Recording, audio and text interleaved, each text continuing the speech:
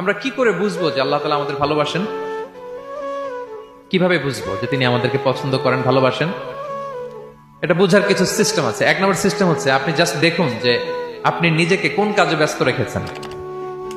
আপনি আপনাকে কোন কাজে ব্যস্ত রেখেছেন, আপনার লাইফস্টাইলের দিকে তাকান। লুক অ্যাট ইউর লাইফস্টাইল, আপনি নিজেই বুঝে যাবেন। আপনি যদি দেখেন যে না, আপনার ভালো ভালো কাজে আপনার ব্যস্ততা, আপনার এঙ্গেজমেন্ট ভালো লোকদের সাথে, আপনার সার্কেলটা ভেরি গুড সার্কেল, ভালো কাজে আপনার মন টানে, আপনি ভালো কাজ করেন, যদি আপনার কার্যক্রম এরকম হয়, তাহলে বুঝে নেবেন আল্লাহ তাআলা আপনাদেরকে ভালোবাসেন। আলহামদুলিল্লাহ।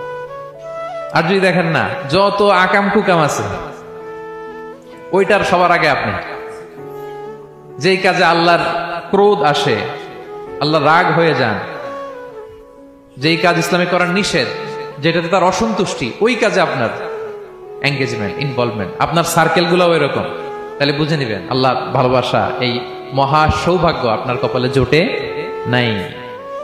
তাহলে এটা হচ্ছে একটা সিস্টেম।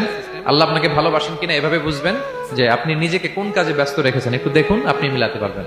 2 নম্বর পদ্ধতি হচ্ছে এটা বোঝার যে তিনি আমাকে ভালোবাসেন কিনা, সেটা হচ্ছে পৃথিবীবাসী আপনাকে ভালোবাসে কিনা এটা একটু দেখেন। এই পৃথিবীর ভালো মানুষগুলোর কাছে আপনার একটা গ্রহণযোগ্যতা আছে কিনা এটা দেখেন। এটা দেখলে আপনি বুঝতে পারবেন। সহিহ মুসলিমের একটা ছোট্ট হাদিস শেয়ার করি। রাসূল সাল্লাল্লাহু আলাইহি ওয়াসাল্লাম বলেছেন যে ইন্নাল্লাহা ইযা আহাব্বা আবদান দাআ জিবরিলা ফাকালা ইন্নী উহিব্বু ফুলানান ফাআহিব্বা।